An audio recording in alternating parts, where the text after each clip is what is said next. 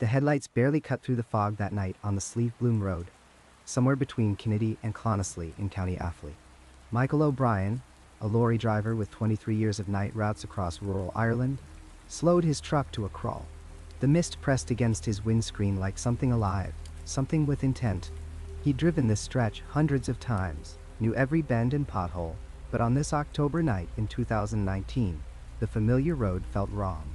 That's when he saw it. A figure on horseback materialized from the fog ahead, blocking the narrow road.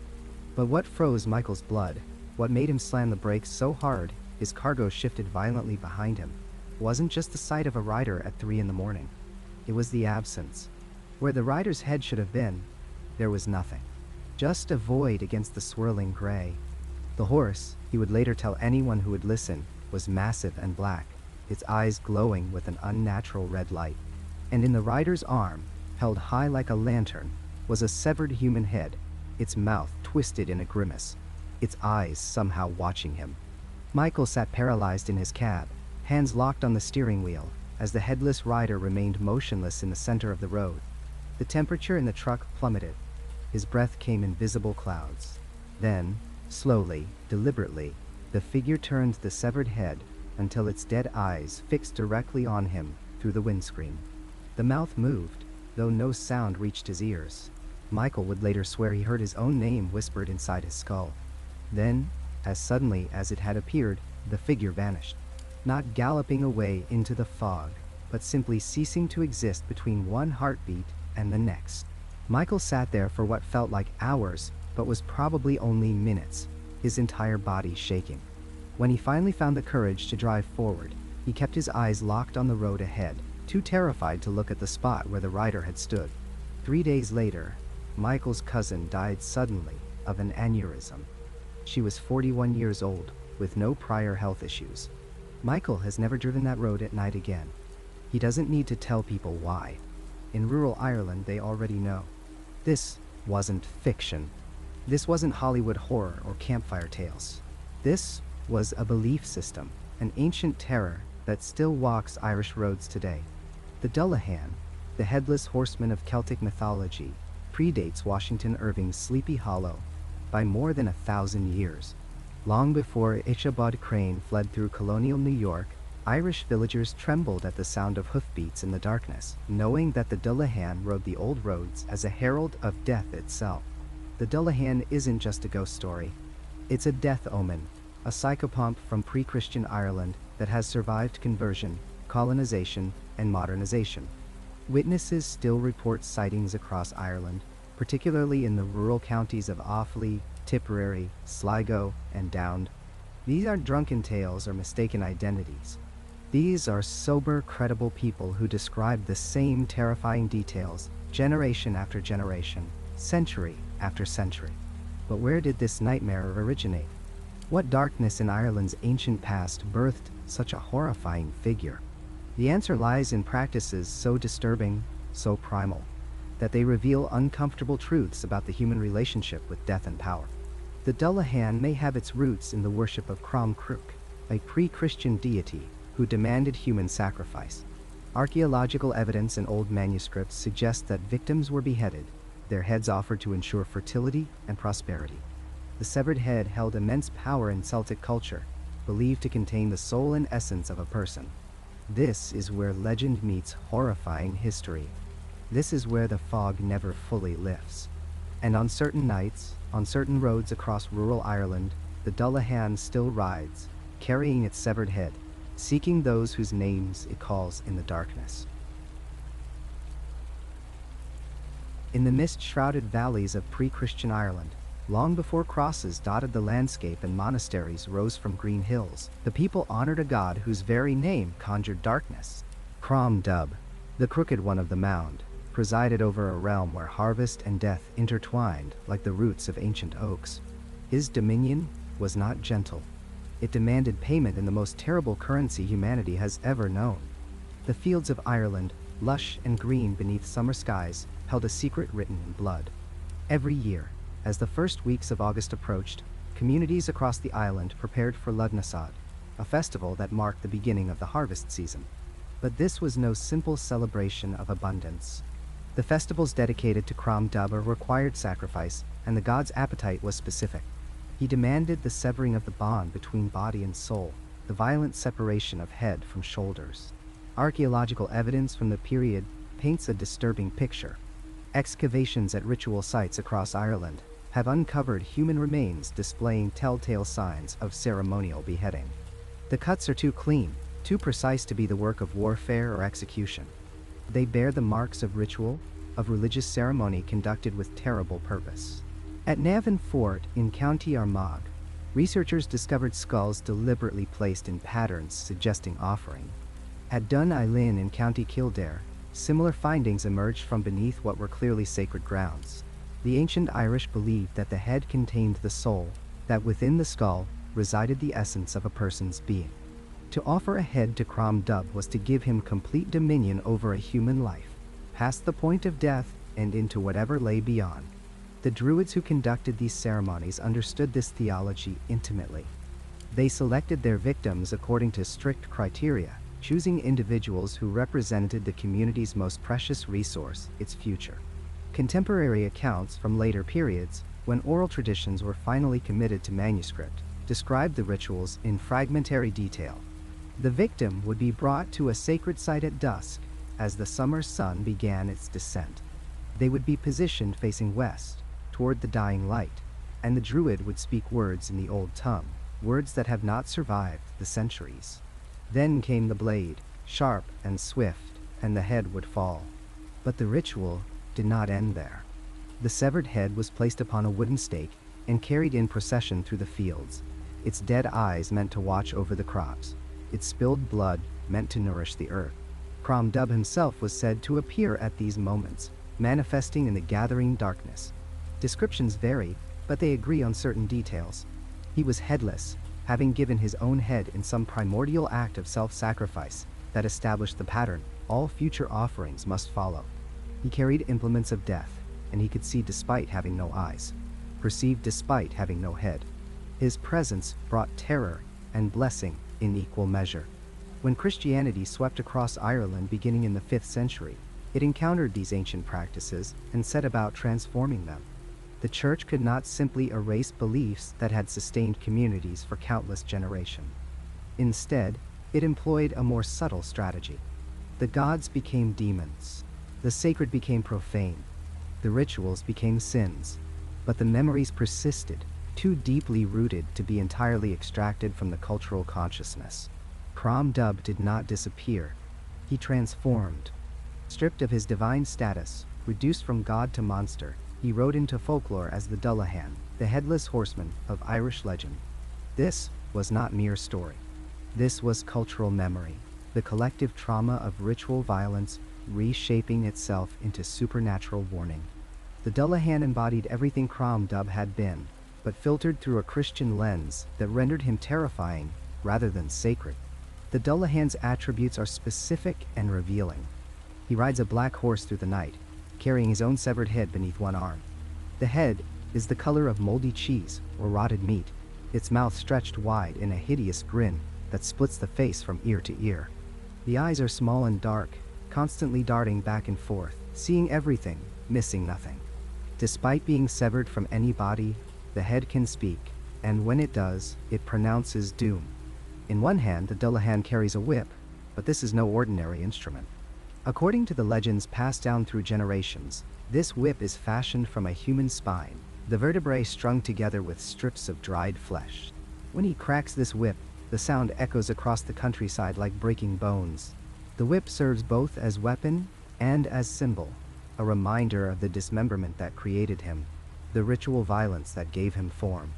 The Dullahan possesses abilities that mark him as something beyond natural. He can see through the deepest darkness as though it were bright day. No lock can bar him. No barrier can stop him. When he rides, all gates fly open before him, no matter how firmly secured. Water thrown on him sizzles and evaporates. His passage causes dogs to howl and fires to burn blue. The natural world itself recoils from his presence. But the most terrifying attribute of the Dullahan is this: when he stops riding, when he pulls his black horse to a halt and holds his severed head high, he speaks a name. Just one name. the name of a person about to die. To hear your name called from those rotted lips is to receive a death sentence with no appeal, no reprieve. Within days, sometimes within hours, that person will perish. The Dullahan does not kill directly. He merely announces what is already fated, what has already been written in whatever dark ledger governs mortality. This specific detail reveals the transformation most clearly. Crom Dubh demanded sacrifice, and the Druids chose the victims. The Dullahan announces death, but he does not choose. He is a messenger now, stripped of agency, reduced from God to harbinger. Yet the core remains the same. The severed head speaks, and someone dies. The Christian clergy recognized the Dullahan for what he was, a remnant of pagan belief refusing to fade quietly into history. They preached against belief in such creatures, condemning those who claimed to have seen the headless rider as superstitious, or worse. But the people continued to watch for him on dark nights, continued to fear the sound of hoofbeats on lonely roads, continued to dread hearing their names spoken by lips that should not speak. This is more than legend. This is memory encoded in narrative form, the preservation of historical truth through the vehicle of myth. The Dullahan exists because Crom Dubh existed, because the beheadings were real, because the blood actually flowed across those ancient stones. When we dismiss such folklore as mere fantasy, we ignore the cultural record it represents. The stories persist because they carry within them the weight of actual events, real violence, genuine terror, experienced by real people in a time when the boundary between the sacred and the profane was marked in human blood. The transformation from god to monster illustrates how societies process trauma. Unable to reconcile the brutal practices of their ancestors with their new Christian morality, the Irish people externalized the violence. They made it supernatural, something that happened outside the normal flow of cause and effect, something monstrous rather than human. This psychological maneuver allowed them to preserve the memory while distancing themselves from culpability. Even today, in rural parts of Ireland, people speak of the Dullahan with a certain reverence mixed with their fear. They know the old stories. They know what he represents. On certain nights, particularly around Lughnasadh at the beginning of August when the ancient sacrifices would have occurred, some claim to still hear the sound of hoofbeats in the darkness, to glimpse a rider who carries his head beneath his arm. These modern sightings connect directly to those ancient rituals, a thread of belief spanning millennia, adapting but never quite breaking. The Dullahan reminds us that the supernatural often has roots in the all-too-natural, that our monsters are made from our history, shaped by our violence, given form by our need to remember and our simultaneous need to forget. He rides still, in story and in imagination, carrying his head and his whip of human spine, speaking names into the darkness, eternal witness to the blood that once flowed in the name of harvest and in honor of a dark god who demanded the ultimate sacrifice. The coach moved through the darkness without sound. No wheels creaking over rutted roads, no horses breathing hard against the night air, no driver calling out to clear the path. Just silence, profound and absolute, as it made its way through the Irish countryside, carrying news of death to those who would soon receive it in person. This was the Cóiste Bodhar, the silent coach, and in the Ireland of the 18th and 19th centuries, it was as real to communities as the rain that soaked their fields, and the wind that rattled their shutters. Families didn't speak of it as folklore or fairy tale. They spoke of it the way they spoke of illness, of failed crops, of any other dangerous force that could touch their lives without warning. The coach was coming, or the coach had passed. Someone would die. These were facts, written into the fabric of daily existence. Parish records from across Ireland document something remarkable. Not just individual sightings, but collective experiences. Entire families, sometimes entire townlands, reporting the same phenomena on the same nights. The Reverend Thomas Crofton, keeping records in County Galway during 1798, noted with evident discomfort that 7 separate households had come to him within days of each other, all describing the passage of a soundless coach on the same evening. Within a week, 4 deaths occurred in those same families. The Reverend made no supernatural claims in his careful script, but his notes reveal a man confronting something that defied his attempts at rational explanation. The coach itself appeared in descriptions with consistent details across counties and decades. Black, always black. The witnesses struggled to describe exactly what they meant by this. Not simply dark-colored, but black in a way that seemed to absorb light, to create a deeper darkness within the darkness of night. The horses, typically 4 though sometimes 6, moved without sound despite their apparent speed. Their eyes glowed, witnesses claimed, with a red or golden light that seemed to come from within rather than reflecting any external source. And the driver, the Dullahan, headless, sitting in command of the reins, a figure that should not exist yet appeared again and again in testimony. Some accounts described the head held under one arm, surveying the landscape with dead eyes. Others spoke of the head held high, as if on an invisible neck, turning to look directly at those who witnessed the passage. The terror in these accounts is palpable even centuries later. This was not a ghost that simply appeared and vanished. This was an entity that could see you, that knew you were watching, that acknowledged your presence with that turning gaze before continuing on its predetermined route. County Sligo in 1806 provides us with perhaps the most detailed and well-documented account of the Cóiste Bodhar. The incident occurred in March of that year, in the townland of Drumcliff, near the base of Benbulben Mountain, Dullahan. What makes this account extraordinary is not just the detail, but the number of witnesses and the consistency of their testimonies, recorded independently by both the local parish priest, Father Donald O'Hara, and a visiting land agent from Dublin, Robert Cartwright, who happened to be staying in the area. The night was the 14th of March, a Thursday. Weather conditions were noted by multiple sources as clear and cold, with a half moon providing sufficient light to see across the fields. The first witness was a farmer named Seamus McGaban, returning home late from helping a neighbor with a difficult lambing. The time was between 11 o'clock and midnight, according to his later testimony. McGaban was walking along the main road when he heard what he described as a profound silence fall across the landscape. The night sounds, the distant barking of dogs, the rustle of wind through bare branches, all ceased at once. Then he saw it. Coming from the direction of Carney, moving at great speed yet making absolutely no sound. The coach was large, much larger than any normal conveyance, and seemed to shimmer in the moonlight with that peculiar darkness witnesses had described for generations. McGaban stated that his first instinct was to step aside, to give the vehicle room to pass. But something in the sight of it froze him to the road. The horses, he could now see, were skeletal, their ribs showing through hide that seemed barely to cover bone. Steam rose from their nostrils, but they made no sound, not even the fall of hooves on the packed earth road. The driver, McGaban told Father O'Hara the next day, had no head upon his shoulders, but held in the crook of his left arm was a human head, pale as death, with eyes that swept across the landscape as the coach passed. Those eyes, McGaban swore, looked directly at him, seemed to take measure of him, before the coach continued on its way toward Drumcliff village. The entire encounter lasted perhaps 30 seconds, but McGaban claimed his legs would not move for several minutes after the coach had vanished from sight. When he finally reached his home, his wife noted that his face was white as milk, and his hands shook so badly he could barely hold the cup of whiskey she poured for him. But Seamus McGaban was not the only witness that night.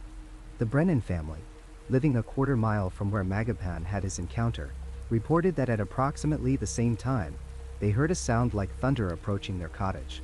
The father, Michael Brennan, went to the door to investigate. He saw the same black coach, the same skeletal horses, passing on the road just beyond his property.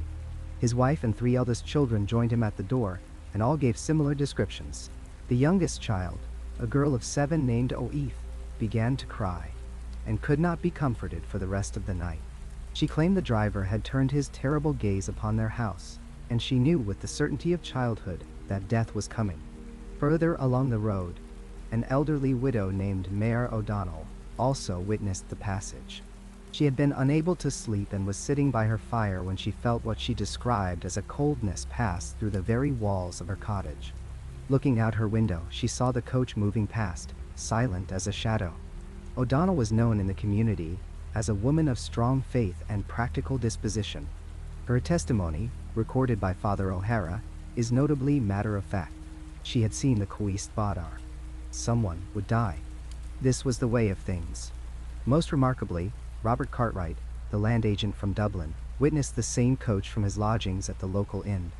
Cartwright was a man of education and modern sensibilities, skeptical of what he called peasant superstitions. His written account, sent in a letter to his employer in Dublin and later preserved in that employer's papers, struggles to reconcile what he saw with his rational worldview. He describes the coach, the horses, and the headless driver in detail that matches the other witnesses exactly. But he searches for explanations. Perhaps it was smugglers, he suggests, using black cloth and theatrical effects to frighten locals away from their activities. Perhaps it was a shared hallucination, caused by some atmospheric condition. Yet, even as he proposes these theories, his prose betrays his doubt. He saw what he saw, and it defied explanation. Within 3 days, 3 deaths occurred in Drumcliff, Townland. Young Oaif Brennan, the child who had cried at the sight of the coach, fell ill with a sudden fever and died within 48 hours. An elderly man named Padraig O'Sullivan, who lived along the route the coach had traveled, suffered a seizure in his sleep and was found dead the following morning. And Mare O'Donnell, the widow who had watched from her window, passed away peacefully in her chair the 3rd night after the sighting. Father O'Hara noted all 3 deaths in the parish register, and in the margins beside each entry, he wrote a single word: forewarned. Nai. The response of the community to this incident reveals the social reality of living with such belief. This was not a matter of entertainment or pleasant shivers by the fire. This was terror that shaped behavior and altered daily life. In the weeks following the sightings, no one traveled the roads around Drumcliff after dark, unless absolutely necessary. Those who had to venture out carried gold objects, even small ones, gold coins sewn into pockets, gold rings worn on leather cords around the neck. Gold, according to tradition, was one of the few things the Dullahan feared. The headless driver would turn away from it, unable to complete his mission if confronted with the metal. Families who could afford it kept gold sovereigns wrapped in cloth near their doors. Poorer households made do with brass, hoping the yellow color might provide some protection, even if the metal itself held no true power. Parents warned children with new urgency to be home before sunset. The elderly, already aware of their mortality, spoke more openly about death and made arrangements for their burials with renewed attention to detail. This pattern repeated across Ireland throughout the 18th and 19th centuries. The folklore collections compiled by researchers like Thomas Crofton Croker in the 1820s and Lady Wilde in the 1880s are filled with accounts of the death coach. But these accounts weren't collected as quaint stories for outsiders. They were records of lived experience, testimonies from people describing events that had shaped their understanding of the world. In County Cork, a collection from 1834 documents an entire village that refused to attend a fair in the neighboring town after the Cóiste Bodhar was seen on the connecting road. The economic impact was noted by the local magistrate, who complained of losses to merchants and traders. But the people would not be moved. The coach had passed. Death was waiting somewhere along that road. No business transaction was worth the risk. In County Clare, parish records from 1862 show a wedding postponed 3 times because the bride's family insisted they had heard the silent coach passing their home each time the date was set. Only when a new date was chosen and no coach appeared did the ceremony proceed. The groom's family, from a different townland and not subject to the warnings, initially mocked the delays. But when the bride's elderly grandmother died unexpectedly the week after the 3rd postponement, even the skeptics fell silent. The Cóiste Bodhar represented something profound in these communities. It was a manifestation of the inescapable nature of death, arriving without warning, unstoppable once set in motion. The coach couldn't be reasoned with or begged for mercy. It moved on its appointed rounds, and all the faith and fear and hope of those who witnessed it could not alter its course. What you could do was prepare. Make your peace, settle your affairs, ensure that when death came, you were ready. In this way, the terror of the death coach perhaps served a function, forcing communities to maintain constant awareness of mortality, to live always with one eye on the inevitable end. The psychological weight of this belief system is difficult for modern minds to fully appreciate. We live with the illusion of control, the sense that we can manage and mitigate most threats. But in 18th and 19th century, Ireland, control was largely an illusion that few could maintain. Death came from disease, from famine, from violence, from accidents that could not be prevented. The Cóiste Bodhar simply gave form to this reality, made it visible in the darkness, approaching on wheels that made no sound.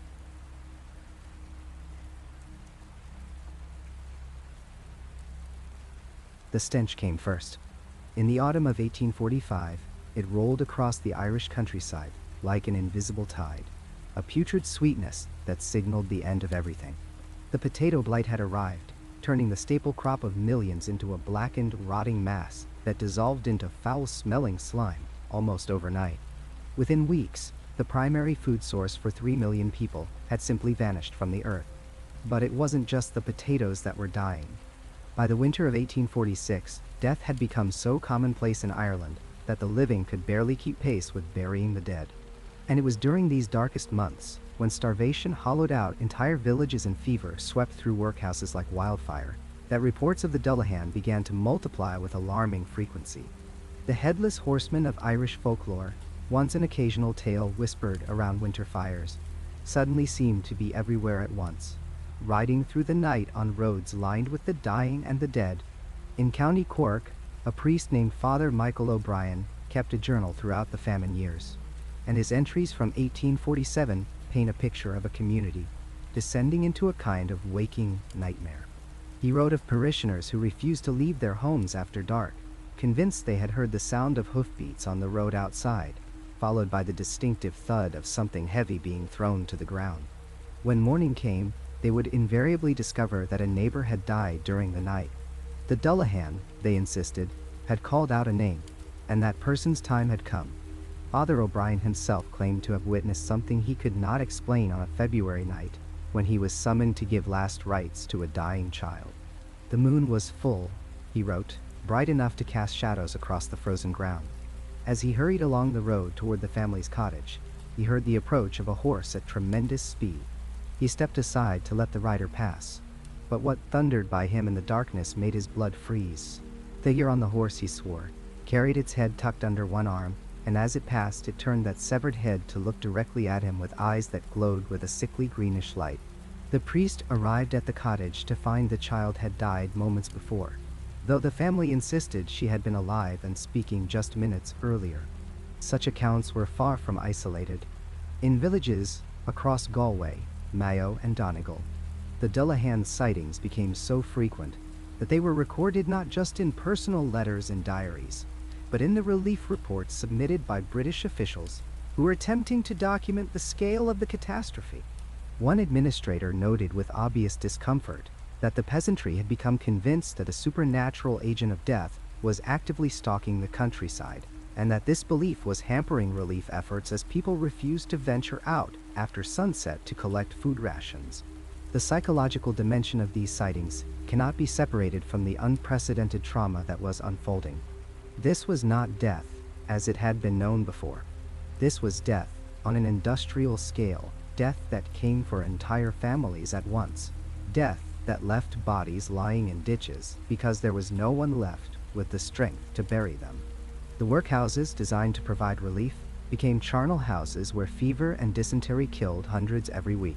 The coffin ships that sailed for America and Canada were floating tombs where passengers died in such numbers that their bodies were simply thrown overboard into the Atlantic.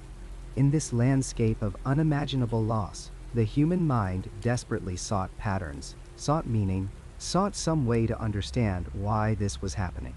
The Dullahan provided that framework. It was a death omen, yes, but it was also a kind of explanation. Death wasn't random chaos. It was being directed by an entity that could be recognized, that followed certain rules, that announced its presence. In a world where control had been completely stripped away, where a family could be healthy one week and dead the next, the Dullahan paradoxically offered a tiny measure of psychological comfort. If you heard the hoofbeats, if you heard your name called, at least you knew. At least death had a face, even if that face was held severed beneath an arm. The village of Skibbereen in West Cork became synonymous with the worst horrors of the famine. By December of 1846, people were dying faster than they could be buried. Mass graves were dug on the outskirts of the village, but often bodies simply lay where they fell, on roadsides, in abandoned cottages in the fields. A Quaker relief worker named William Forster visited Skibbereen that winter and wrote that he had never imagined such scenes could exist in a Christian country. He described walking through the village at dusk, and encountering whole families huddled in doorways, too weak to move, waiting for death. It was in Skibbereen that some of the most persistent Dullahan accounts originated. Multiple witnesses, including some who survived to immigrate to America years later, claimed that the Headless Rider appeared in the village nearly every night during the worst months. They described hearing the coach, not a single horse, but a full death coach, pulled by 6 black horses, moving through the streets at midnight. The coach itself was said to be made of human bones, and when it stopped outside a house, someone within would die before morning. The consistency of these accounts, documented decades later by folklorists interviewing famine survivors, is striking. The details remain remarkably similar across different witnesses who had no contact with each other after leaving Ireland. A woman named Bridget Callahan, who immigrated to Boston in 1851, told her story to a newspaper reporter in 1889. She had been 12 years old during the worst of the famine, living in a cottage outside Skibbereen with her parents and 4 siblings. One by one, her family members had died, until only she and her mother remained. On the night her mother died, Bridget swore she heard the coach arrive. She heard the horses stop outside their door. She heard footsteps, though nothing living could have made them. And she heard a voice, hollow and terrible, call out her mother's name 3 times. Her mother, who had been sleeping fitfully, sat bolt upright in bed, whispered that her time had come, and died within the hour. Bridget survived, was taken in by a relief organization, and eventually made passage to America. But she never forgot that night, and she never stopped believing in what she had heard. The trauma of the famine fundamentally altered Irish culture and Irish spirituality. The boundary between the living world and the world of the dead, always permeable in Irish folklore, became almost non-existent during those years.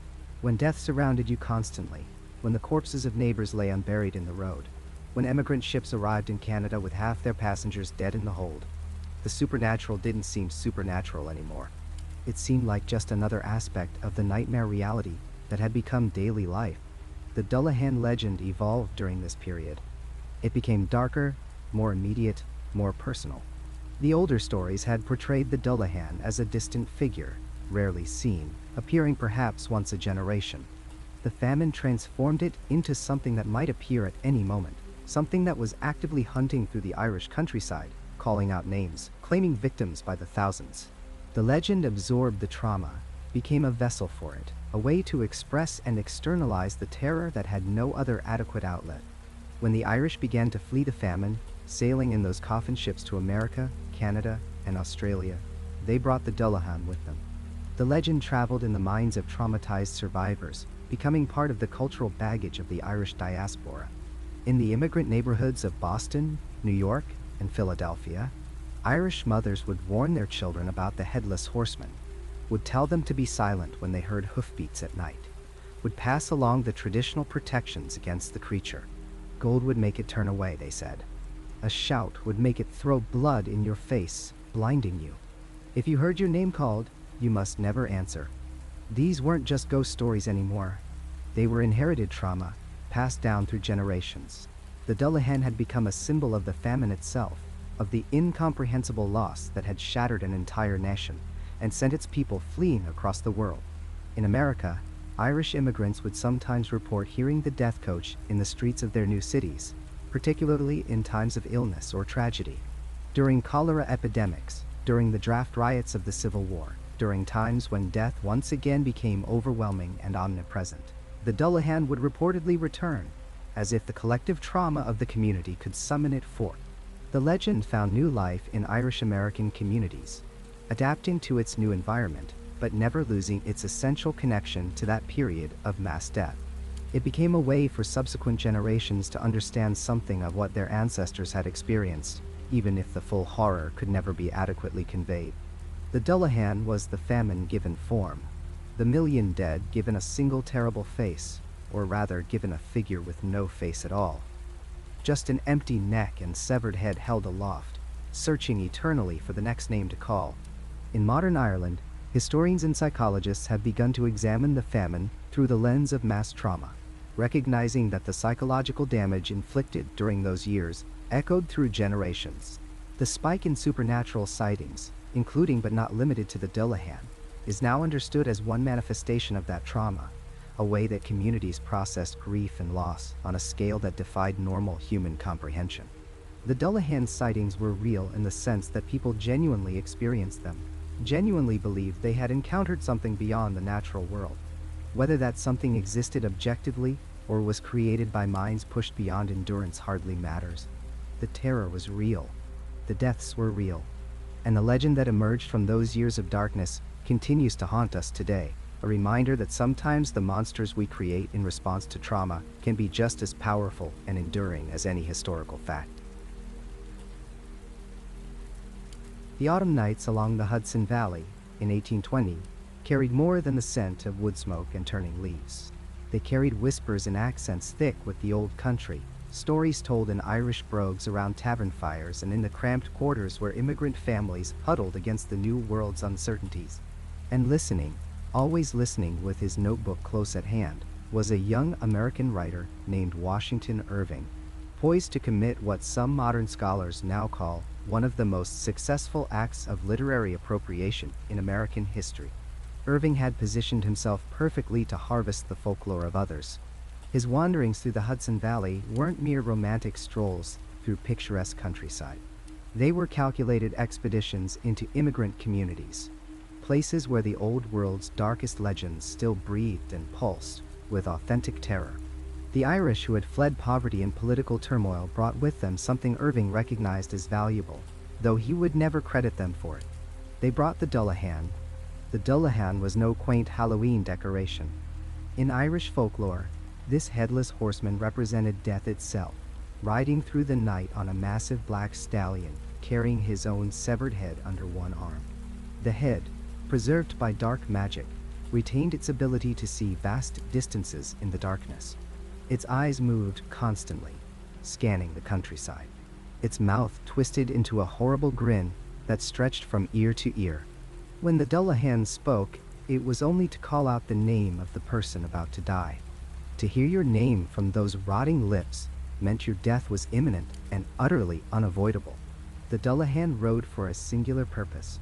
He was a death omen, a psychopomp, a collector of souls. Where he stopped, someone would die before dawn. The sound of his horse's hooves on the road sent entire villages into terrified silence. Families barred their doors and shuttered their windows, praying the terrible rider would pass them by. Those foolish enough to open their door to look upon the Dullahan would have a basin of blood thrown in their face, marking them for death or permanent blindness. Those who dared to follow him or obstruct his path would be struck blind by a whip made from a human spine. The vertebrae still articulated and flexible, cracking through the air with the sound of breaking bones. Gold was the only protection. The Dullahan harbored an inexplicable fear of the metal. A golden pin, a gold coin, even a small golden trinket could ward him off. But few Irish peasants possessed gold, and so they relied on staying silent and hidden when they heard the dreaded hoofbeats approaching. Running water provided another barrier. The Dullahan could not cross certain bridges or streams, particularly those that marked boundaries between properties or territories. This limitation made bridges places of potential sanctuary, thresholds between the world of the living and the realm of death the rider represented. Cross the right bridge, locals believed, and you might escape the Dullahan's pursuit. But you had to reach it first, and the creature's horse could cover ground at supernatural speed. Irving heard these stories in excruciating detail. The Irish immigrants he cultivated as sources held nothing back. They described the Dullahan's appearance with the precision of trauma, recounting tales their grandparents had sworn were true. They spoke of specific roads where the Dullahan rode most frequently, of families who had heard their names called in the night, and were found dead by morning. They shared the prayers and protections their ancestors had used, the exact words to speak, the precise actions to take. And Irving wrote it all down, his pen moving rapidly across the page, capturing every frightening detail, every cultural nuance, every element that made the Dullahan a figure of genuine supernatural dread. His notebooks from this period, examined by literary scholars centuries later, reveal extensive notes on Irish folklore, specific terminology, and detailed descriptions that match the Dullahan legend with remarkable precision. Professor Elizabeth Bradley of Columbia University, analyzing Irving's papers in 2009, identified at least 17 separate notebook entries that directly reference headless riders, supernatural horses, and the specific limitations and behaviors of the Dullahan. Irving didn't just hear these stories in passing. He actively sought them out, interviewed multiple sources, and compiled a comprehensive understanding of the legend. Then he did what commercial writers do. He stripped away everything that made the Dullahan meaningful. The Legend of Sleepy Hollow, published in 1820 as part of Irving's sketchbook, transformed the death omen into a Revolutionary War ghost story. Irving's Headless Horseman was no longer a supernatural force of destiny and death, but merely the alleged ghost of a Hessian soldier who had lost his head to a cannonball. The cosmic terror became a local legend. The inevitability of death became a scary story to tell visitors. The Dullahan's spine whip disappeared entirely. The basin of blood became a thrown pumpkin. The supernatural steed became just an unusually fast horse. Most significantly, Irving introduced ambiguity. Was the Headless Horseman real, or was it Brom Bones playing a prank on the superstitious Ichabod Crane? Irving's story winks at the reader, suggesting that perhaps there's a rational explanation, that maybe it's all just small-town theater designed to frighten a gullible schoolteacher. This ambiguity would have been unthinkable in the original Irish legend. The Dullahan was real. His appearances meant death. There was no room for skepticism or comic relief. Irving kept the bridge. In his story, Ichabod Crane desperately tries to reach the bridge over the Pocantico River, believing that once across it, the horseman cannot follow. This detail comes directly from Irish Dullahan lore, the specific belief that running water and certain thresholds provided protection. But Irving never acknowledged where he learned this. He presented it as simply part of the local Sleepy Hollow legend, as if it had sprung organically from Dutch settlers along the Hudson rather than being lifted wholesale from Irish tradition. The sanitization served multiple purposes. Irving was writing for an American audience hungry for native folklore, stories that could distinguish American culture from European traditions. He needed his tales to feel authentically American, rooted in recognizable landscapes and historical moments like the Revolutionary War. Admitting he had borrowed extensively from Irish immigrants would undermine that nationalist project.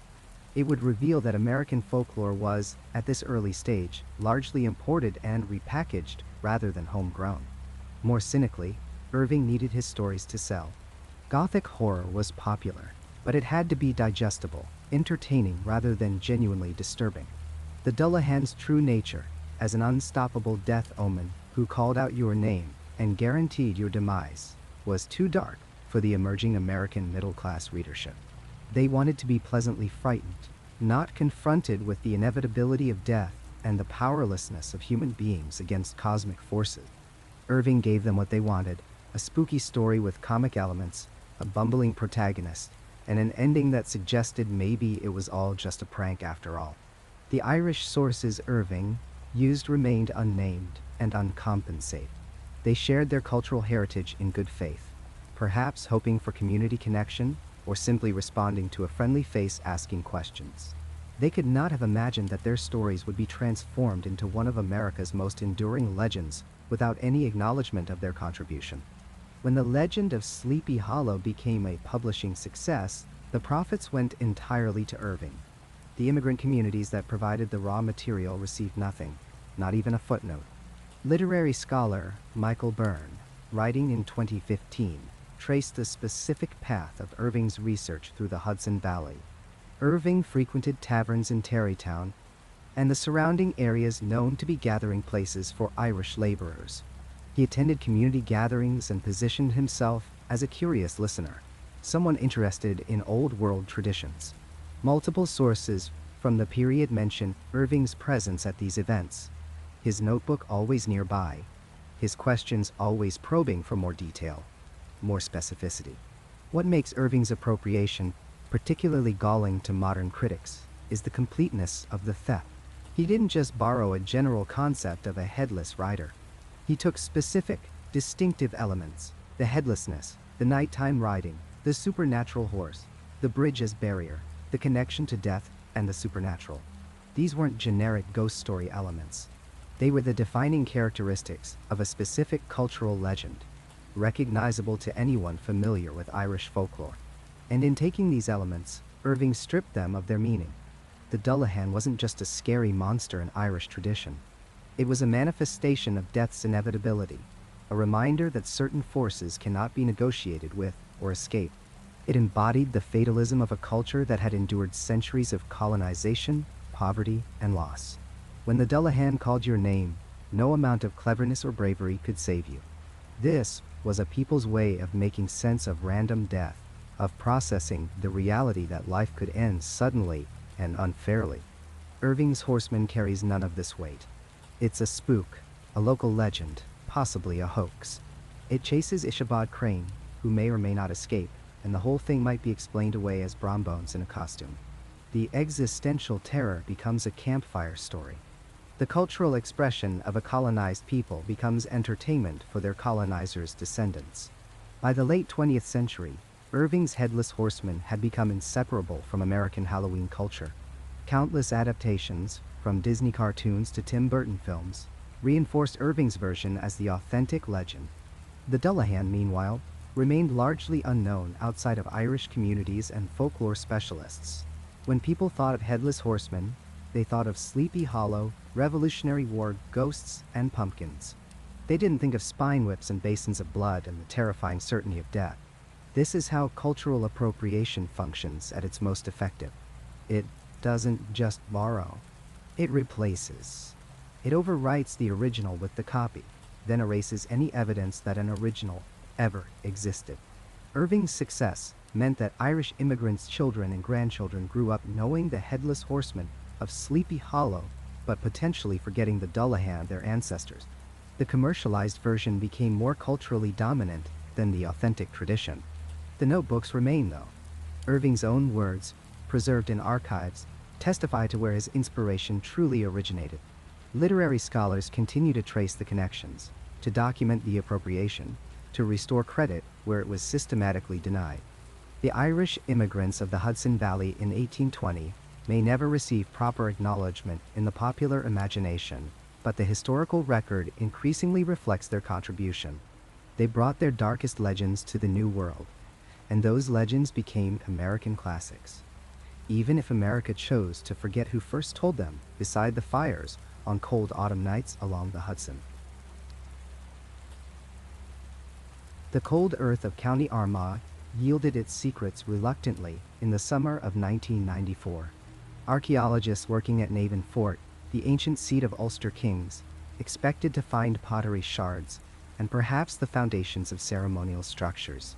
What they discovered instead would fundamentally alter our understanding of Iron Age Celtic society and illuminate the dark origins of one of Ireland's most terrifying legends.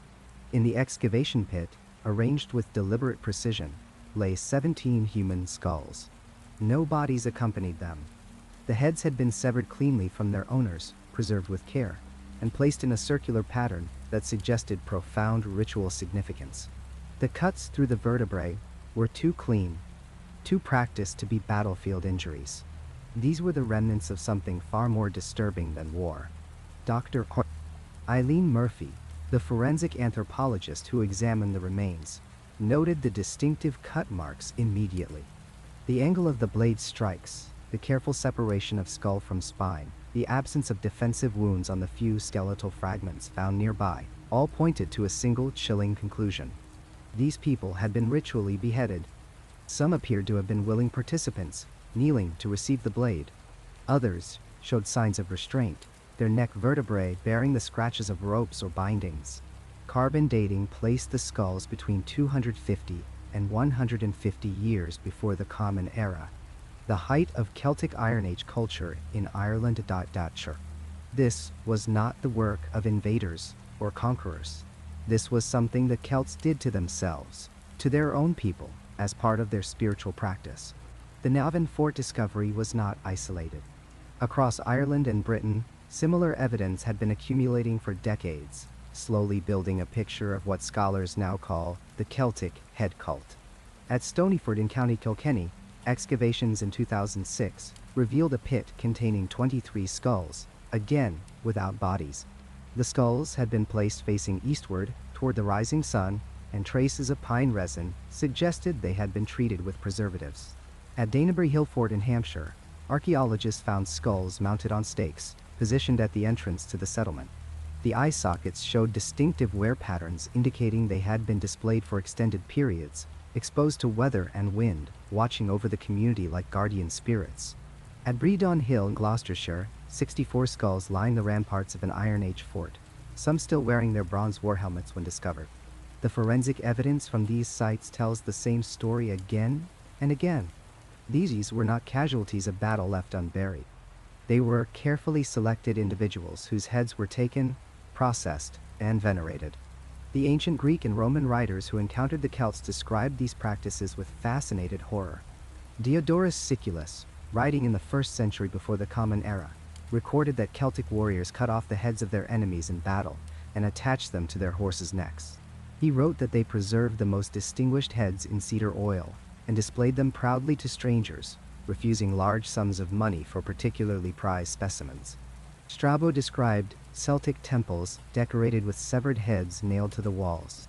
Livy recounted how Celtic tribes gilded the skulls of defeated enemies and used them as ceremonial drinking vessels during religious festivals. For centuries, scholars dismissed these accounts as propaganda, exaggerations designed to portray the Celts as savages. The archaeological evidence proves the ancient writers were reporting accurately. If anything, they understated the extent and complexity of Celtic head cult practices, but the physical evidence reveals something the classical authors missed or could not comprehend. Many of the skulls found at these sites did not belong to enemies or warriors. Forensic analysis shows that a significant proportion belonged to women, children, and elderly individuals who could not have been battle casualties. The skulls from Navan Fort included those of 3 children under the age of 10. At Stonyford, 7 of the skulls belonged to women between the ages of 20 and 30. These were not war trophies. They were ritual sacrifices, carefully selected members of the community offered to the gods or ancestors through decapitation. The cut marks on their vertebrae show the same practice precision as those on warrior skulls, suggesting specialized executioners who had perfected their terrible craft. The Celts believed the head was the seat of the soul, the container of all that made a person unique and powerful. Ancient Irish texts speak of the head as the source of wisdom, eloquence, and spiritual power. The Mabinogion, a collection of Welsh myths, describes how the severed head of the hero Bran, the Blessed, continued to speak and provide counsel for 87 years after his death. In Celtic cosmology, decapitation did not end a person's existence but liberated their essence, allowing it to serve new purposes. A warrior's head might protect a settlement, warding off enemies with its lingering battle fury. A druid's skull could provide prophecy and guidance. A sacrificial victim's head might carry prayers to the gods or seal a covenant between the human and spirit worlds. The archaeological evidence shows that skulls were often placed at boundaries, thresholds, and entrances, liminal spaces where the physical and spiritual realms intersected. At Navan Fort, the circular arrangement of skulls surrounded a deep shaft that descended into the bedrock. Inside the shaft, archaeologists found burned animal bones, fragments of precious metalwork, and layers of ash suggesting repeated fires. This was a portal to the underworld, a communication channel with the realm of the dead and the gods who dwelt there. The 17 skulls were guardians and messengers, their preserved heads maintaining an eternal vigil over this sacred opening. Similar patterns appear at other sites. The Stonyford pit was lined with carefully fitted stones and contained offerings of bronze jewelry and iron weapons. The Bredon Hill skulls gazed outward from the fortifications, protecting the living community while simultaneously serving as ambassadors to the spirit realm that pressed close around the settlement. The forensic details become more disturbing upon closer examination. Many skulls show evidence of repeated handling and manipulation long after death. Polishing on the bone surfaces indicates they were touched frequently, perhaps passed from hand to hand during ceremonies. Some skulls had holes drilled through them, allowing them to be suspended on cords or mounted on posts. Several showed traces of pigment, suggesting they had been painted or decorated. At one site in Cornwall, a skull was found with bronze wire woven through its teeth, creating a permanent grimace, or perhaps the illusion of speech. These were not simply trophies set aside and forgotten. They were active participants in Celtic spiritual life, objects of veneration, requiring ongoing care and attention. Dr. Barry Raftery, professor of Celtic archaeology at University College Dublin, spent decades studying these sites. He described the head cult as central to Celtic religious practice, not a peripheral or aberrant behavior. In his analysis, the Celts saw the severed head as a living object, containing the continuing presence of the deceased. Keeping and displaying heads was an act of respect, a way of maintaining connection with powerful individuals, whose influence should extend beyond death. But Raftery also acknowledged the violence inherent in the practice. Whether the heads came from willing sacrificial victims, honored elders who chose ritual death, or captives taken in war, the moment of decapitation was brutal and bloody. The archaeological sites preserve the end result, the cleaned and venerated skull, but they also bear witness to the terror of the execution ground. The spray of blood, the convulsing body, the moment when the blade severed flesh and bone. This brings us to the Dullahan, Ireland's Headless Horseman, and the question of cultural memory. The legend describes a supernatural being who rides through the night carrying his own severed head, stopping at houses to call out names. Those named will die before dawn. The Dullahan cannot be barred by locked doors or gates. He sees through the darkness with his carried head, seeking those marked for death. He sometimes drives a black coach pulled by 6 headless horses, the Cóiste Bodhar, which appears before mass deaths. When he stops and calls your name, you cannot refuse to answer. The compulsion is absolute. The parallels to the archaeological evidence are striking and specific. The Dullahan preserves and carries his severed head, just as the Celts preserved and displayed ritual skulls. The head retains power and purpose after separation from the body, continuing to see, speak, and fulfill its supernatural function. The Dullahan appears at boundaries and thresholds, the same liminal spaces where Celtic head offerings were placed. He is associated with death and the passage between worlds. The precise function the skull circles at places like Navan Fort were believed to serve. The legend even preserves the detail of names being called out, echoing the idea that specific individuals were selected for ritual death, chosen by forces beyond human control. Dr. Michael O'Seo-Crew, a historian specializing in Irish folklore at Trinity College Dublin, argues that the Dullahan myth is not simply inspired by Celtic head cult practices, but is a direct transmission of cultural memory across millennia. When Christianity arrived in Ireland, it suppressed the ritual aspects of the head cult but could not erase the psychological imprint of centuries of practice. Communities that had once witnessed ritual beheadings, that had lived alongside skull shrines and participated in head-centered ceremonies, needed a way to process this history. The memory transformed into legend, the ritual executioner becoming a supernatural entity, the practice of calling names for sacrifice becoming the Dullahan's death pronouncements. The myth preserved what could not be openly remembered, encoding the trauma and power of the head cult in a form that could survive Christianization. Some scholars go further, suggesting that head cult practices continued in secret long after official conversion to Christianity. Medieval Irish texts contain suggestive references to heads being taken and hidden, to skulls speaking prophecy, to decapitated saints whose heads became relics. The boundaries between Christian relic veneration and pagan head cult practices may have been deliberately blurred, allowing old traditions to continue under new theological justification. If the practices persisted into the early medieval period, then the Dullahan legend may preserve not ancient memory, but relatively recent tradition. The last echo of rituals that ended only 1,000 years ago, rather than 2,000. The psychological dimension adds another layer. Societies that engage in systematic ritual violence must find ways to integrate that violence into their worldview. The Celts solved this problem by sacralizing decapitation, making it holy rather than horrific. The severed head became a blessed object, the act of beheading a sacred duty. But what happens when the religious framework that justified the violence collapses? The violence does not disappear from cultural memory. Instead, it reemerges as the monstrous, the supernatural, the thing that rides at night beyond human control.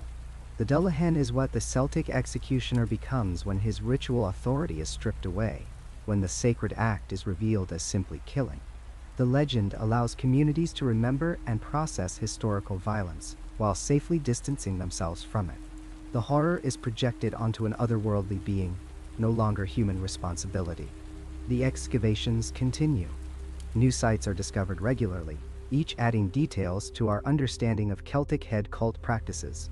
Ground-penetrating radar surveys suggest dozens of undiscovered skull deposits remain buried across Ireland and Britain.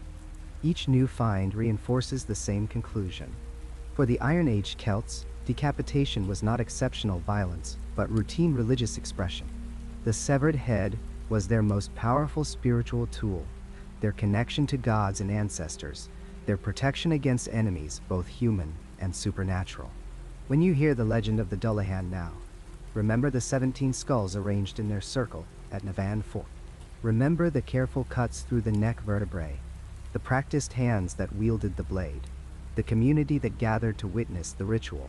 Remember that myths are not simply invented but emerge from lived experience, from practices so powerful they echo across millennia. The Headless Horseman rides through Irish folklore because real horsemen once rode with real severed heads. The Dullahan calls out names because names were once called at ritual grounds, marking individuals for sacred death. The legend is dark because history is darker still. And somewhere beneath Irish soil, more skulls are waiting to be found, ready to remind us that our ancestors' beliefs were written not just in words, but in bone and blood. The night of October 13th, 1984, began like countless others for three teenagers from Dungarvan in County Waterford. Mary Fitzgerald, 18 years old, sat behind the wheel of her father's reliable Ford Cortina, with her boyfriend Liam O'Brien beside her and her cousin Siobhan Walsh in the back seat. They had spent the evening at a local dance hall.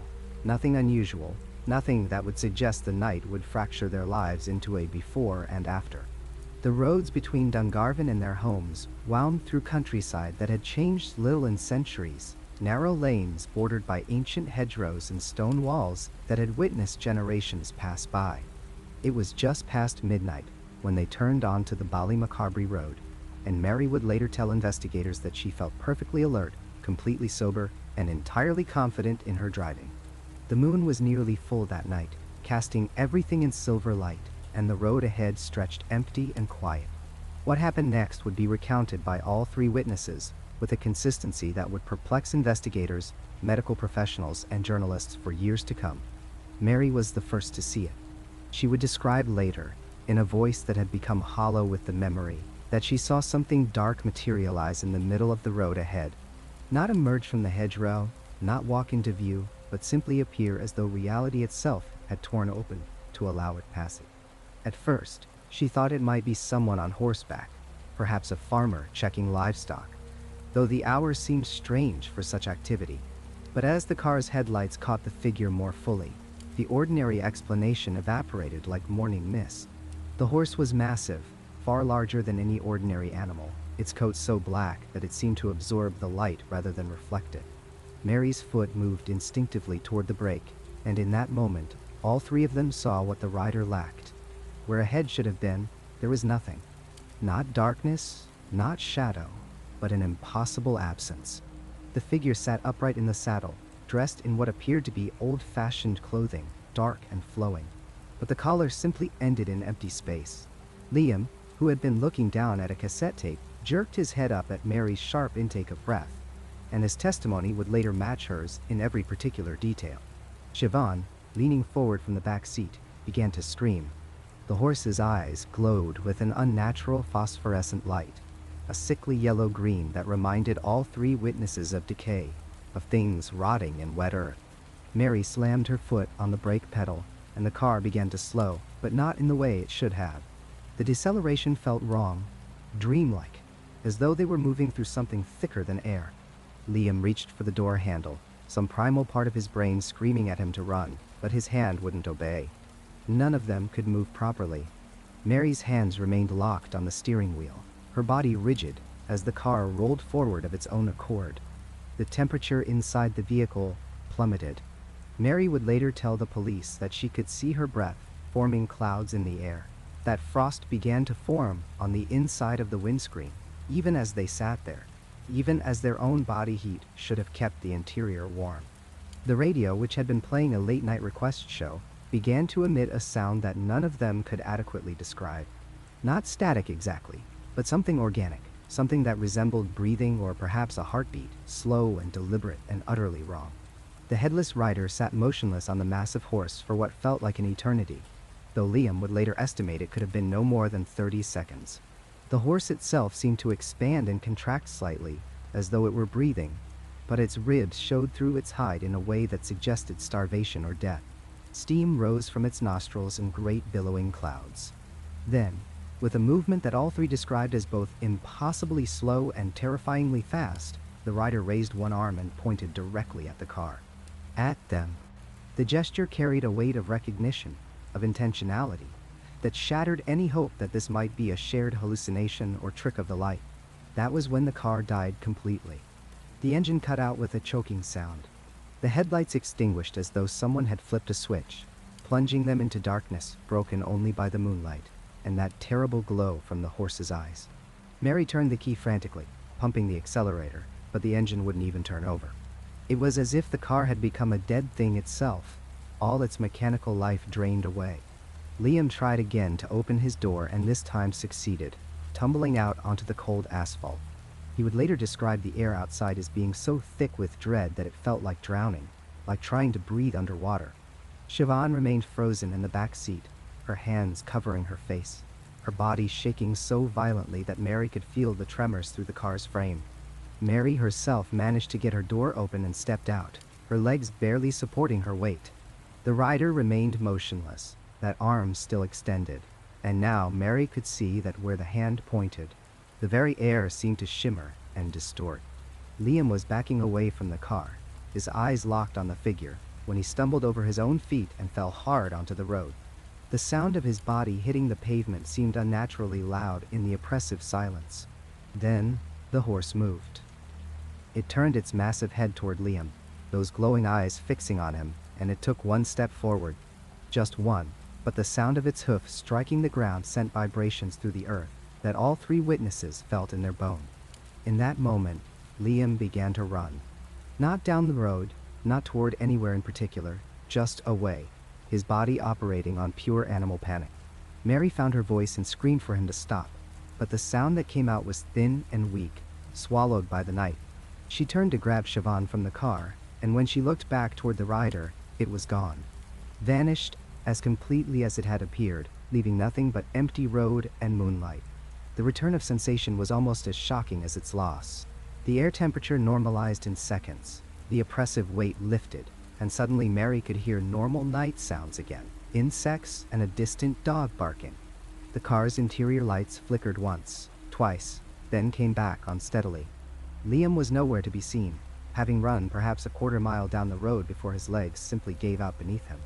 He would be found there by the responding officers, sitting in a drainage ditch, rocking back and forth and repeating the Hail Mary over and over. Mary and Siobhan remained with the car, neither of them willing to move, both of them clinging to each other as the minutes stretched out. It was a passing motorist, a local farmer named Thomas Keene, who found them at approximately 1:15 in the morning. He would later tell reporters that he had never seen two people in such a state of terror. Their eyes were glassy, unfocused, and when he approached them, they both screamed as though he were a monster. It took him several minutes to calm them enough to get a coherent explanation, and even then, what they told him seemed like the ravings of people in shock. But Thomas Keene was a man who had lived in County Waterford his entire life, and he had heard the stories his grandmother told. He called the police immediately, and he stayed with the girls until the officers arrived, his own unease growing with each passing moment. The Gardaí who responded to the call that night were Sergeant Patrick Murphy and Guard Declan Walsh. Their report, which would become part of the official record and later be obtained by journalists and researchers, makes for fascinating reading. They found Mary Fitzgerald's car parked askew on the Ballymacarbry Road with the driver's door and passenger door both standing open. The engine was cold, far colder than it should have been for a car that had allegedly been running just over an hour earlier. Both officers noted this detail specifically. They found Mary and Siobhan sitting in Thomas Keene's vehicle, wrapped in blankets, but still shivering violently despite the mild October weather. Both witnesses were described as being in a state of acute psychological shock. Liam O'Brien was located approximately 400 meters from the car, and his condition was, if anything, worse than the girls. He was non-responsive initially, and when he did begin to speak, his words tumbled over each other in a frantic, disjointed stream. The officers called for an ambulance, suspecting some form of drug ingestion, though all three teenagers would later test negative for any substances. All three were taken to Waterford Regional Hospital, where they were examined and held for observation. The attending physician, Dr. Catherine Brennan, documented their elevated heart rates, dilated pupils, and states of acute anxiety. All three showed physical signs consistent with having experienced extreme fear, the kind of physiological response typically seen in people who had narrowly survived life-threatening situations. The investigation that followed was more thorough than one might expect for what could have been dismissed as a prank or youthful hysteria. Sergeant Murphy, perhaps influenced by his own family's connection to local folklore, treated the case seriously. The car was examined by a mechanic the following day, and his findings added another layer of mystery to an already baffling case. The Ford Cortina was in perfect working order with one exception. The battery, which should have held a full charge, was completely dead, drained of all power despite showing no signs of any electrical fault that would cause such drainage. The alternator functioned properly, the connections were sound, and there was no explanation for why a healthy battery would have lost its entire charge in a matter of seconds. When jump-started, the car ran perfectly, and a new battery solved the issue permanently.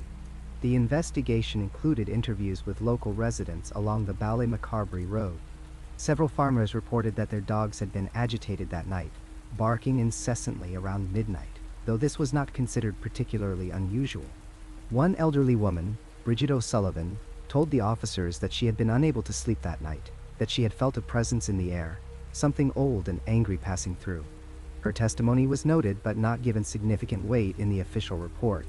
The stretch of road where the incident occurred had no history of accidents or unusual occurrences, though local historians would later point out that it ran near several ancient sites, including a Bronze Age standing stone and the ruins of a medieval church. The aftermath of that October night rippled through three young lives like a stone thrown into still water. Mary Fitzgerald completed the interview process with police, providing a detailed and consistent account of events, but she never spoke of the incident again after the official investigation concluded. Friends and family members who tried to broach the subject were met with a stony silence or a polite but firm request to change topics. She moved to Cork the following year, reportedly to attend university, but those close to her suggested it was primarily to escape the location of her trauma. She refused all interview requests from journalists and researchers over the years, and the few who managed to reach her by phone reported that she would hang up immediately upon hearing mention of October 1984. Siobhan Walsh's response took a different form. In the weeks following the encounter, she began experiencing severe anxiety and panic attacks. The mere act of being in a car after dark would trigger episodes so intense that she required medical intervention. She underwent therapy throughout the following year, and while she did eventually regain some functionality, those who knew her said she was fundamentally changed. The bright, outgoing girl who had gone to a dance that October evening never fully returned. She became withdrawn, hypervigilant, unable to tolerate shadows or unexpected movements. She gave several interviews to local newspapers in the months after the incident, and the transcript of these conversations reveals a young woman struggling to reconcile what she experienced with her understanding of reality. In one particularly poignant interview, she stated that the worst part was not the fear she felt during the encounter, but the knowledge that something existed in the world that should not exist, that the universe was far stranger and more dangerous than she had ever imagined. Liam O'Brien's response was perhaps the most unexpected. After several weeks of what appeared to be severe psychological trauma, he began researching Irish folklore with an intensity that worried his family and friends. He collected every book, every account, every whispered story he could find about the Dullahan and other supernatural entities of Irish tradition. His bedroom became an archive of folklore, walls covered with notes, timelines, maps marking alleged sightings across centuries. He gave numerous interviews, speaking in precise detail about what he had witnessed, never wavering in his account, never adding embellishments or dramatic flourishes. He became, in essence, an obsessive documenter of the very thing that had traumatized him. Psychologists who later reviewed his case suggested that this represented a coping mechanism, an attempt to gain control over the uncontrollable by studying it, cataloging it, making it knowable. The skeptical explanations for the incident emerged quickly and have been refined over the decades. The most common theory suggests shared hallucination brought on by carbon monoxide, poisoning from a faulty exhaust system, despite the mechanics' report finding no such fault. Others propose that the teenagers had consumed alcohol or drugs that didn't show up in the hospital tests, perhaps something homemade or unusual enough to evade detection. The electrical failure of the car has been attributed to a coincidental battery failure, though this doesn't account for the sudden and complete drainage that occurred. Some suggested an elaborate prank, possibly perpetrated by locals, though no one ever came forward and the level of coordination required seems implausible. The psychological explanation holds more weight among skeptics. 3 young people driving home late at night on an isolated road, already primed by cultural knowledge of supernatural folklore, could have misinterpreted a perfectly ordinary sight. Perhaps a farmer on horseback whose head was obscured by shadow or fog. The power of suggestion, particularly in moments of stress or fatigue, can create remarkably consistent false memories among witnesses. The physical symptoms they exhibited could be attributed to panic attacks feeding off each other, a psychological contagion that transformed mild anxiety into full-blown terror. The car's failure could be explained by coincidental mechanical issues and the emotional state of the witnesses, causing them to misremember the sequence of events. Yet these explanations, however rational, must contend with certain stubborn facts. All 3 witnesses maintained absolutely consistent accounts across multiple interviews conducted separately. There were no contradictions in their testimonies, no embellishments added over time, no signs of collusion or rehearsal. The electrical failure of the car, while potentially explainable, occurred at precisely the moment the witnesses claim the entity pointed at them. The physical evidence of trauma documented by medical professionals was real and measurable.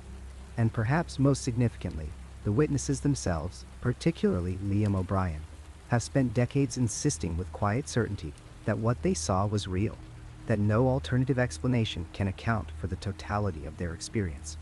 On that October night in 1984, 3 ordinary young people drove into something extraordinary, something that Irish folklore had warned about for centuries.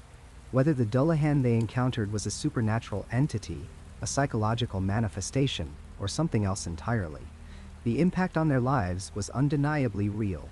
The trauma was real. The terror was real. And somewhere on a quiet road in County Waterford, the boundary between the world we think we know and the world we fear might exist became, for one terrible moment, vanishingly thin. The fog rolls differently in rural Ireland than it does anywhere else in the world. It doesn't just settle over the land. It seeps into it, transforming familiar roads into uncertain paths, turning the edges of fields into suggestions rather than certainties. And in these places where the modern world has laid its thin veneer of asphalt and electricity over ancient ground, there are still stories that refuse to die. In 2017, a woman in County Sligo reported hearing a coach late at night. Not a car, she insisted to anyone who would listen. A coach. The unmistakable sound of iron-rimmed wheels on the narrow road outside her cottage, the heavy breath of horses, the crack of something she didn't want to name. She didn't look. That's what she told the local priest. She kept her curtains closed and her eyes fixed on the wall until the sounds passed. 3 days later, her neighbor, a man of 62 who had seemed in perfect health, died suddenly of a heart attack he never saw coming. Coincidence, the rational mind insists. Confirmation bias, says the psychologist. Pattern recognition gone awry, explains the neuroscientist. And yet the story spreads through the community like the fog itself, settling into the spaces where certainty ends. These accounts have not diminished with the arrival of smartphones and broadband internet. If anything, they have found new life, shared in local Facebook groups, and whispered about in country pubs where tourists rarely venture. In 2019, a man in Cork described seeing a figure on horseback at a crossroads, headless, holding something aloft. He was driving home from a late shift, and his headlights caught the image for only a moment before it vanished. He reported it to no one officially, but he told his family. His grandmother nodded when she heard, unsurprised, as if he had merely confirmed what she had always known. The question that haunts folklorists and anthropologists is not whether these sightings are real in any objective sense. The question is why this particular legend endures when so many others have faded into quaint historical curiosities. Why does the Dullahan persist when banshees have become Halloween costumes and leprechauns have been reduced to breakfast cereal mascots? Perhaps it's because the Dullahan represents something we cannot bargain with or escape. In a world where we believe we can control nearly everything through technology and medicine, through insurance policies and advanced directives, the Dullahan reminds us that death remains ultimately beyond our management. It comes when it comes. It calls who it calls. And no locked door, no medical intervention, no amount of preparation can stop it when it arrives. Some researchers suggest that these contemporary sightings serve a psychological function in communities experiencing rapid change. Rural Ireland has transformed dramatically in the past 3 decades, shifting from an agricultural economy to one increasingly dependent on tourism and remote work. The old ways are disappearing faster than anyone could have imagined a generation ago. And perhaps, in this context, the Dullahan becomes a kind of cultural anchor, a reminder that some things remain constant even as everything else shifts beneath our feet. But that explanation feels too neat, too dismissive of the genuine fear in the voices of those who claim to have witnessed something they cannot explain. In 2021, a group of teenagers reported seeing a coach pulled by black horses on a road outside Galway. They were returning from a gathering, all of them together, all of them witnessing the same phenomenon. They described it in remarkable detail and with remarkable consistency. The horses moved without sound. The coach seemed to absorb light rather than reflect it. And the driver, they said, turned toward them without a head, and they felt themselves being seen despite the impossibility of it. Mass hysteria, skeptics suggest. Shared delusion. Cultural contamination. But these young people had grown up with the internet, with constant access to global culture and global skepticism. They were not isolated villagers believing in superstitions because they knew nothing else. They were modern young people who happened to encounter something that didn't fit into their modern understanding of how the world works. The truly unsettling cases are those where witnesses have no prior knowledge of the legend. Foreign tourists occasionally report seeing something strange on Irish roads at night, something they describe in ways that align perfectly with centuries of Dullahan lore, despite having never heard the story. A German couple in 2018 described a headless rider to local police, confused and disturbed, asking if there had been some kind of historical reenactment in the area. There had been no such event. When locals heard their description, they recognized immediately what the couple claimed to have seen, even if the tourists themselves had no framework for understanding it. What are we to make of these accounts? Science offers us tools for investigating the physical world, but it struggles with phenomena that exist in the space between perception and belief, between individual experience and collective memory. No one has captured the Dullahan on video, despite the prevalence of cameras. No physical evidence has ever been collected. And yet the sightings continue, steady and consistent, generation after generation. In a small village in County Mayo, there lives a woman in her late 80s who agreed to speak, though only after assurances that her full name would not be used. She sits in her cottage, a cup of tea cooling on the table between us, and she speaks with the absolute certainty of someone who has witnessed something that cannot be argued with. She heard the coach when she was 17, she says. She heard it stop outside the house where she was staying with family. She heard the silence that followed, the terrible waiting silence. And then she heard a name called out, clear as a bell, unmistakable in the night. The name of her cousin, sleeping upstairs. She never told her cousin what she heard. What good would it do? Within a week, her cousin was dead. A farming accident that no one could have predicted or prevented. When asked if she would share the name of someone she believes the Dullahan has called more recently, someone whose fate is still unfolding, she shakes her head firmly. Her hands grip the teacup tighter, knuckles going white. You don't speak those names, she says. You don't give voice to what the darkness has already claimed. She looks toward the window, toward the road beyond, and her voice drops to barely a whisper. Some traditions survive because the alternative, testing them, is too terrifying to consider. Some names, once spoken into the darkness, can never be taken back.